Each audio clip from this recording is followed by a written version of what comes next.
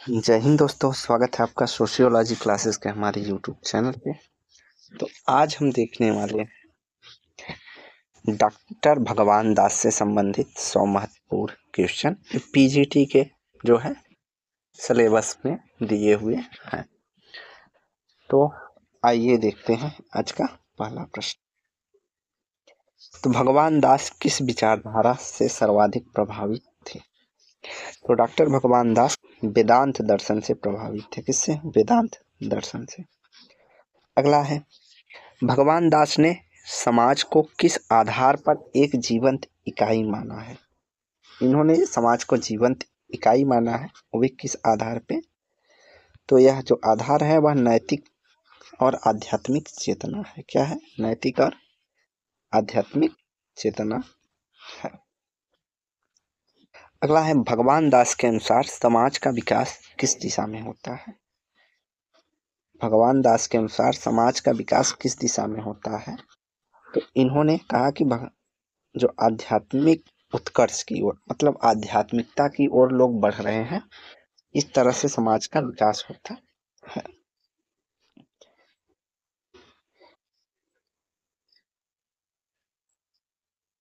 अगला है, भगवान दास ने किस ग्रंथ में मानव जीवन को नैतिक आध्यात्मिक समरसता की दृष्टि से व्याख्यात किया है? तो the science of social organization में इन्होंने मानव जीवन को नैतिक और आध्यात्मिक समरसता की दृष्टि से व्याख्या की। अगला प्रश्न है, भगवान दास के अनुसार व्यक्ति और समाज के संबंध को सर्वोत्तम रूप में व्याख्या क्या करेगा, या सर्वोत्तम रूप कैसा होगा? तो इनके अनुसार व्यक्ति और समाज के बीच सहयोग होना चाहिए। क्या? सहयोग। अगला है, भगवान दास का समाजशास्त्र किस परंपरा से जुड़ा हुआ है? इनका जो समाजशास्त्र है वह भारतीय आध्यात्मिक समाजशास्त्र की परंपरा से जुड़ा हुआ। अगला है, भगवान दास ने समाज में असमानता को किस प्रकार समझाया है? इन्होंने कहा कि समाज में असमानता का कारण क्या है? नैतिक अधपतन का परिणाम है। क्या है? नैतिक अधपतन का परिणाम है। अगला है, भगवान दास ने समाज के नैतिक निर्माण में किसे आवश्यक माना है? तो समाज में नैतिकता का निर्माण कैसे होगा? तो भगवान दास ने कहा कि समाज में नैतिकता के निर्माण के लिए आत्मसंयम और आत्म अनुशासन की जरूरत होती है। अगला है, भगवान दास की समाजशास्त्रीय दृष्टि से मुख्यतः किस पर आधारित है? इनका जो समाजशास्त्रीय दृष्टि है वह धार्मिक दार्शनिक अनुभव पर आधारित है। अगला है, भगवान दास का दृष्टिकोण किन दो तत्वों के समायोजन पर आधारित है? तो इनका जो दृष्टिकोण रहा है वह आत्मा और समाज के संयोजन पर आधारित है। किसमें? आत्मा और समाज पर। अगला है, भगवान दास के अनुसार समाज का सर्वोत्तम उद्देश्य क्या है? समाज का सर्वोत्तम उद्देश्य क्या करना है? कि व्यक्ति का आत्म साक्षात्कार करना और नैतिक प्रगति। क्या? व्यक्ति का आत्म साक्षात्कार करना और नैतिक प्रगति समाज का सर्वोच्च उद्देश्य होना चाहिए। किसके अनुसार? भगवान दास के अनुसार। अगला है, भगवान दास ने सामाजिक परिवर्तन का मूल स्रोत किसे माना है? तो इन्होंने सामाजिक परिवर्तन का जो मूल स्रोत माना है वह चेतना में परिवर्तन को माना है। चेतना का परिवर्तन होना सामाजिक परिवर्तन हो। भगवान दास के विचार में समाज में एकता किससे संभव है? इन्होंने कहा समाज में एकता बनाए रखने के लिए नैतिकता और प्रेम जरूरी।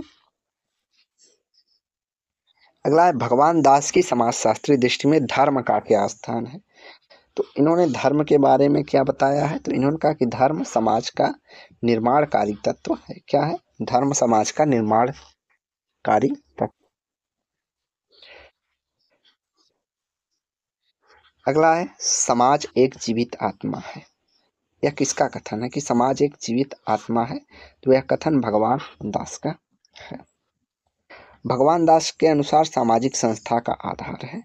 तो इन्होंने कहा किसी भी सामाजिक संस्था का आधार क्या है? नैतिक नियम और आचरण।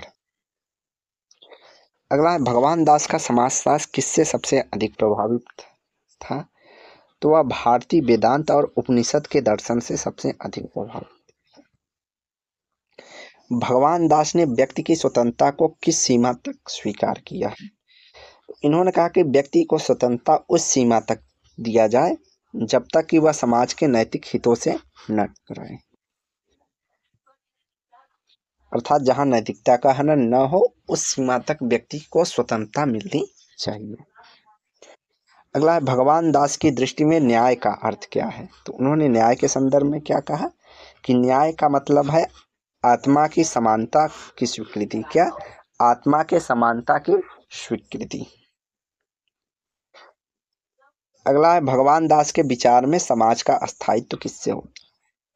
तो समाज के स्थायित्व किससे होता है? तो नैतिक अनुशासन से होता है। किससे? नैतिक अनुशासन से।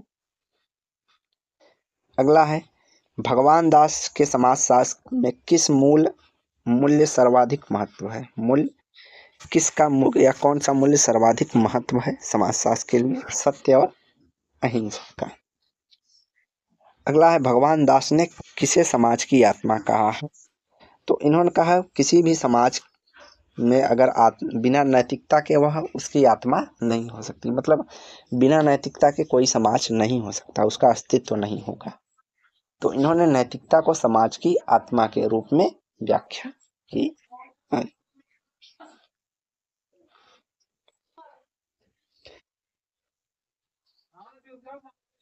भगवान दास के विचारों का प्रभाव किस समाजशास्त्री पर स्पष्ट रूप से देखा जाता है?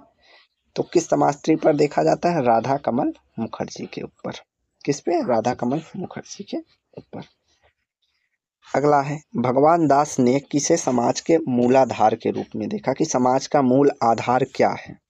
तो उन्होंने आत्मिक एकता, स्पिरिचुअल या आध्यात्मिक एकता की जो है समाज का मूल आधार है कहा है। अगला है समाज को भगवान दास ने किस प्रकार के संगठन के रूप में देखा? तो किस प्रकार के संगठन के रूप में कहा है? कहा कि समाज एक नैतिक और आध्यात्मिक संगठन है। क्या है? समाज एक नैतिक और आध्यात्मिक संगठन है। अगला भगवान दास का दृष्टिकोण मुख्यतः किस पर विषय पर केंद्रित करके है? तो दृष्टिकोण मुख्यतः किस विषय पर केंद्रित है? तो मनुष्य में नैतिक और आध्यात्मिक उत्थान केंद्रित है। अगला है भगवान दास का समाजशास्त्र किस प्रकार का है? तो भगवान दास का समाजशास्त्र नॉर्मेटिव या मानदंडात्मक सोशियोलॉजी पर आधारित है। अगला है भगवान दास के अनुसार समाज में असमानता का अंत कब होगा? असमानता का अंत कब होगा? जब व्यक्ति आत्म साक्षात्कार करेगा, मतलब आत्मचिंतन करेगा, लालच उसमें घटेगी, नैतिकता का भाव बढ़ेगा, समाज कल्याण का भाव बढ़ेगा, तब व्यक्ति क्या समाज में जो है समानता आ सकती है। अगला है भगवान दास ने किसे समाज की स्थिति। अगला प्रश्न है भगवान दास ने समाज के किस तत्व को सर्वोच्च माना है? समाज में कौन सा तत्व सबसे ऊपर रखा है इन्होंने? तो नैतिक चेतना को। अगला है भगवान दास के अनुसार धर्म का वास्तविक अर्थ क्या है? तो धर्म का मतलब है आचार और व्यवहार में सत्य का पालन करना। क्या? आचार और व्यवहार में सत्य का पालन करना। अगला है भगवान दास के समाजशास्त्र का मूल आधार क्या है? तो इनके समाजशास्त्र का मूल आधार है आत्मा की सार्वभौमिक सिद्धांत। क्या है? आत्मा की सार्वभौमिक सिद्धांत। अगला है भगवान दास का किस दृष्टिकोण के प्रवर्तक रहे हैं? इन्होंने आध्यात्मिक समाजशास्त्र ये दृष्टिकोण के प्रवर्तक माने जाते हैं। इन्होंने समाजशास्त्र को आध्यात्मिक दृष्टिकोण से देखा है। अगला है भगवान दास ने सामाजिक समस्याओं का समाधान किसमें देखा है? तो इन्होंने कहा कि सामाजिक समस्याओं के समाधान के लिए नैतिक सुधार होना चाहिए और व्यक्ति आत्मसंयम रखे। अगला भगवान दास का मत है कि समाज में व्यक्ति की भूमिका क्या है? तो समाज में व्यक्ति की भूमिका है आत्मनियंत्रित नैतिक प्राणी की, सेल्फ कंट्रोल रखे अपने ऊपर। तो ये सही है। अगला, भगवान दास के अनुसार समाज में व्यक्ति की भूमिका क्या है? रिपीट हो गया, आत्मनियंत्रित और नैतिक प्राणी की। अगला, भगवान दास ने समाज शास्त्र के निर्माण में किस शक्ति को निर्णायक माना है? तो समाज के निर्माण में किस शक्ति को निर्णायक माना है? तो नैतिक शक्ति को। भगवान दास के अनुसार समाज तभी टिक सकता है जब व्यक्ति आत्मसंयम का पालन करे, कि समाज में सामाजिक समायोजन एकता तभी बनी रहेगी जब व्यक्ति आत्मसंयम का पालन करे, मतलब आत्मसंयम होकर नियमों का पालन करे, नैतिकता का पालन करे। अगला है, भगवान दास के विचार में धर्म क्या है? तो धर्म है जीवन के प्रत्येक क्षेत्र में नैतिकता का पालन कराने वाला या पालन करने वाला। अगला, भगवान दास के समाजशास्त्र में कौन सा तत्व सर्वाधिक महत्व है? आत्मा की एकता। अगला, भगवान दास के अनुसार सामाजिक बुराइयां उत्पन्न होती हैं तो जब मनुष्य आध्यात्मिक मूल्य भूल जाता है या आत्मिक मूल्य भूल जाता है, तब जो है सामाजिक बुराइयां उत्पन्न होती हैं। अगला है, भगवान दास के विचारों को समाजशास्त्र की किस श्रेणी में रखा जाता है? तो मानदंडात्मक समाजशास्त्र, नॉर्मेटिव सोशियोलॉजी। रिपीट हो गया है भी क्वेश्चन। भगवान दास ने समाज सुधार में उपाय बताया है तो समाज सुधार के लिए नैतिक पुनर्जागरण का उपाय बताया है। अगला, भगवान दास ने सत्य को क्या माना है? तो भगवान दास ने सत्य को समाज की आधारशिला माना है। क्या? सत्य समाज की आधारशिला है। भगवान दास के अनुसार शिक्षा का उद्देश्य क्या होना चाहिए? तो इन्होंने कहा शिक्षा का उद्देश्य आत्मा का विकास और नैतिक जागरण है। अगला है, भगवान दास की दृष्टि में समाज का सर्वोच्च आदर्श क्या है? तो समाज का सर्वोच्च आदर्श क्या है? आत्म साक्षात्कार और समरसता। अगला है, भगवान दास के अनुसार सच्चा समाज कौन सा है? इन्होंने कहा सच्चा समाज वही है जहां नैतिकता और प्रेम सर्वोच्च पर हो।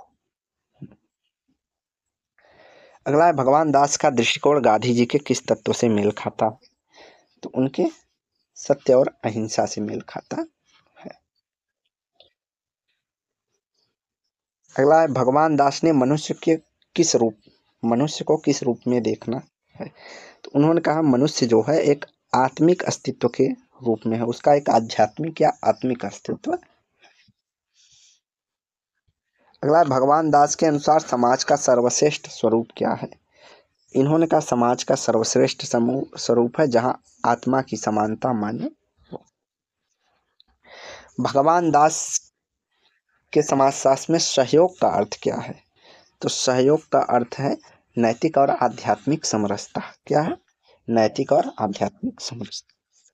तो भगवान दास के प्रश्नों में 2-3 चीजें की पॉइंट है, एक नैतिकता, दूसरा आध्यात्मिकता, तीसरा इन्होंने सत्य की बात कही है। अगला, भगवान दास का समाजशास्त्र किस परंपरा को आगे बढ़ाता है? तो भारतीय आदर्शवादी परंपरा को आगे बढ़ाता है। भगवान दास ने सामाजिक एकता के लिए आवश्यक माना है तो सामाजिक एकता के लिए नैतिक एकता जरूरी है। भगवान दास का मुख्य लक्ष्य क्या था? तो एक नैतिक समाज की स्थापना करना उनका मुख्य लक्ष्य था। अगला, भगवान दास का समाजशास्त्र किस विचारधारा से जुड़ा है? तो भगवान दास का समाजशास्त्र वेदांत आधारित आध्यात्मिक समाजशास्त्र। अगला, भगवान दास के अनुसार समाज का हृदय क्या है? तो समाज का हृदय नैतिकता है। अगला है, भगवान दास के अनुसार सामाजिक अन्याय का निवारण कैसे संभव है? तो सामाजिक अन्याय का निवारण आत्मिक सुधार या सत्य का पालन करने से होगा। सामाजिक अन्याय का निवारण होगा कि व्यक्ति स्वयं में सुधार लाए, प्रत्येक व्यक्ति स्वयं में सुधार लगाए, आत्म सुधार लाए और सत्यों का पालन करे। अगला है, भगवान दास ने किसे समाज की आत्मा का प्रतीक माना है? प्रेम और करुणा को इन्होंने समाज की आत्मा का प्रतीक माना है। भगवान दास के अनुसार नैतिकता की जड़ें कहाँ हैं? इन्होंने कहा कि नैतिकता की जो जड़ें हैं वह आत्मा से है, व्यक्ति की आत्मा में नैतिकता है। भगवान दास की दृष्टि में सामाजिक जीवन का सबसे बड़ी आवश्यकता क्या है? इन्होंने कहा कि कोई व्यक्ति है जिसका सामाजिक जीवन है, उसको नैतिक होना चाहिए और आत्मसंयम होना चाहिए। भगवान दास के अनुसार समाज में शांति किससे आती है? तो सत्य और प्रेम से। किससे? सत्य और प्रेम से। भगवान दास के अनुसार समाज का आधार है तो आध्यात्मिक बंधन या स्पिरिचुअल, आत्मिक बंधन या आध्यात्मिक बंधन या स्पिरिचुअल बॉन्ड समाज का आधार है। अगला, भगवान दास का दर्शन समाज के किस आयाम को अधिक महत्व देता है? किस आयाम को देता है, दृष्टिकोण को देता है? तो नैतिक और आध्यात्मिक आयाम को। भगवान दास की दृष्टि में व्यक्ति का सर्वोच्च कर्तव्य है, व्यक्ति का सर्वोच्च कर्तव्य है आत्मा के हित में आचरण। अगला, भगवान दास का समाजशास्त्र किसका खंडन करता है? तो यह भौतिकवाद का खंडन करता है, आध्यात्मिकता पर जोर देते हैं। ये किस पे? आध्यात्मिकता। भगवान दास का आदर्श समाज कैसा है? तो भगवान दास का आदर्श समाज जो है नैतिक है, प्रेमपूर्ण है और आत्मिक समाज है। अगला है, भगवान दास के अनुसार समाज और आत्मा का संबंध कैसा है? तो इन्होंने का समाज और आत्मा का संबंध परस्पर निर्भर और अभिन्न है। अगला, भगवान दास की दृष्टि में समाज का वास्तविक स्वरूप है तो नैतिक और आध्यात्मिक समुदाय ही वास्तविक स्वरूप है। तो भगवान दास का समाजशास्त्र किन मूल्य पर आधारित है? किन मूल्य पर आधारित है? तो सत्य, प्रेम, करुणा और अहिंसा। किस पे? सत्य, प्रेम, करुणा और अहिंसा। अगला है, भगवान दास ने समाज में असमानता को किस रूप में देखा है? तो इन्होंने कहा अगर समाज में असमानता है तो नैतिक पतन का परिणाम होता है। अगला है, भगवान दास ने मनुष्य को किस समाज के रूप में परिभाषित किया है? तो आध्यात्मिक या आत्मिक सत्ता के रूप में किया है। अगला है, भगवान दास ने समाज सुधार का आरंभ कहाँ से करने की बात की है? कहा कि व्यक्ति के नैतिक सुधार, मतलब व्यक्ति जब खुद का नैतिक सुधार कर लेगा समाज वहीं से समाज का सुधार शुरू हो जाएगा। अगला है, भगवान दास की दृष्टि कोण में सहयोग क्या है? तो आत्माओं की समरस प्रक्रिया ही सहयोग है। भगवान दास ने समाज को क्या कहा है? तो समाज को इन्होंने आत्माओं का संघ, यूनियन ऑफ सोल, मतलब इन्होंने व्यक्ति को आत्मा माना है। क्या माना है? आत्मा, एक आध्यात्मिक पर्सन माना है। तो इसलिए इन्होंने कहा आत्माओं का संघ है समाज।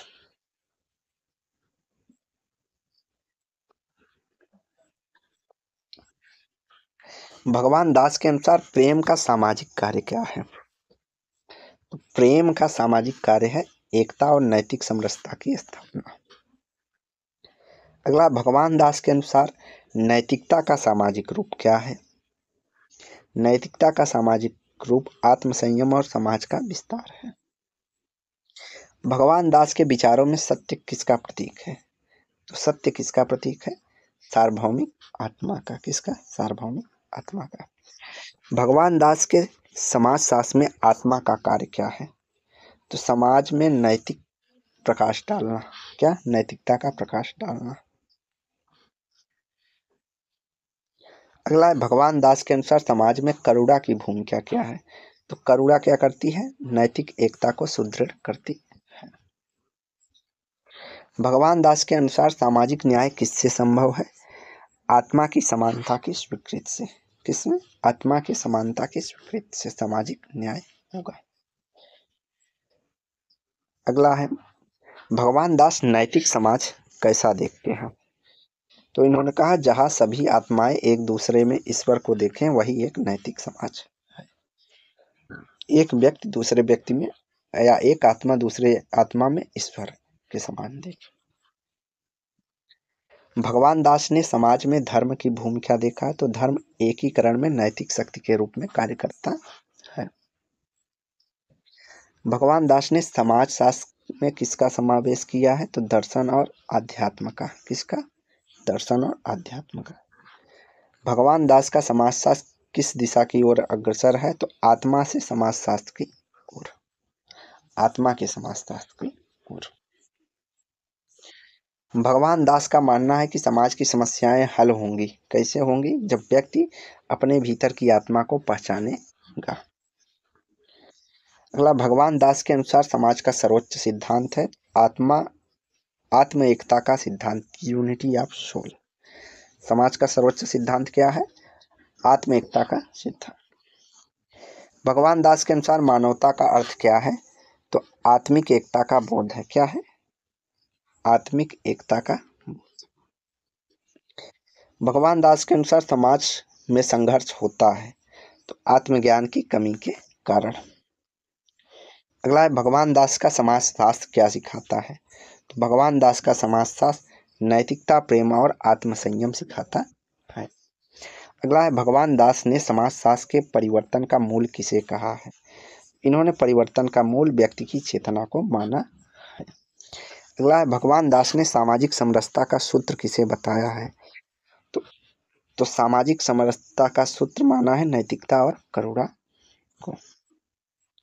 भगवान दास ने समाज को किस लक्ष्य की ओर अग्रसर बताया है?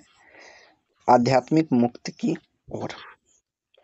अगला है, भगवान दास का समाजशास्त्र किस प्रकार का दर्शन प्रस्तुत करता है? तो समाज में आत्मा का दर्शन, स्पिरिचुअल रिलेशन। अगला है, भगवान दास नैतिक मूल्य किससे उत्पन्न होते हैं? भगवान दास के अनुसार नैतिक मूल्य होते हैं आत्मा की अंतःप्रेरणा से। किससे? आत्मा की अंतःप्रेरणा से। अगला है, भगवान दास ने समाज की सबसे बड़ी बीमारी क्या मानी है? तो स्वार्थ और नैतिक पतन को सबसे बड़ी, जब व्यक्ति स्वार्थी हो जाए और नैतिकता का पतन हो, वह समाज की सबसे बड़ी बीमारी। अगला है, भगवान दास के अनुसार समाज का वास्तविक धर्म है? तो अवास्तविक धर्म है सत्य और करुणा में जीना। भगवान दास ने समाज शास्त्र किसे अस्वीकार करता है? तो भौतिकवाद और वर्ग संघर्ष को अस्वीकार करता है। भगवान दास के अनुसार सामाजिक पुनर्जागरण का मूल है? तो सामाजिक पुनर्जागरण का मूल क्या है? आत्मा की जागृति। अगला है, भगवान दास की दृष्टि में समाज में सच्ची स्वतंत्रता क्या है? तो आत्म संयम और सत्य के पालन की स्वतंत्रता होती है। क्या? आत्म संयम और सत्य का पालन सच्ची स्वतंत्रता है। अगला है, भगवान दास ने सामाजिक जीवन का चरम लक्ष्य क्या माना है? तो आत्म साक्षात्कार और विश्व भातृत्व की भावना सामाजिक जीवन का चरम लक्ष्य होना चाहिए। आत्म साक्षात्कार और विश्व भातृत्व। अगला है, भगवान दास के समाजशास्त्र का केंद्रीय संदेश क्या रहा है? इन्होंने आत्मा की एकता, नैतिकता, सहयोग से समाज के निर्माण की बात कही। तो कुल मिला जुला कर इनके की पॉइंट में 3 चीज़ें इंपॉर्टेंट हैं। एक, आत्मा की विकास, एकता, नैतिकता, सहयोग, सत्य, अहिंसा, प्रेम, करुणा, ये सब चीज़ें जो है भगवान दास बात करते हैं। अर्थात आध्यात्मिकता की जो है इन्होंने विशेष चर्चा की है। तो आज की वीडियो हम यहीं समाप्त करते हैं। उससे पहले एक सूचना है कि अभी तक आपने टेलीग्राम चैनल नहीं ज्वाइन किया है तो ज्वाइन कर सकते हैं। वहाँ पे आपको 9 AM और 9 PM पर जो है लाइव क्विज करवाए जाते हैं, तो जुड़ सकते हैं, जिसका लिंक आपको डिस्क्रिप्शन बॉक्स में टेलीग्राम राजपूत सनी के नाम से मिल जाएगा, ज्वाइन कर सकते हैं। तो वीडियो को लाइक एंड शेयर करें, चैनल को सब्सक्राइब करें।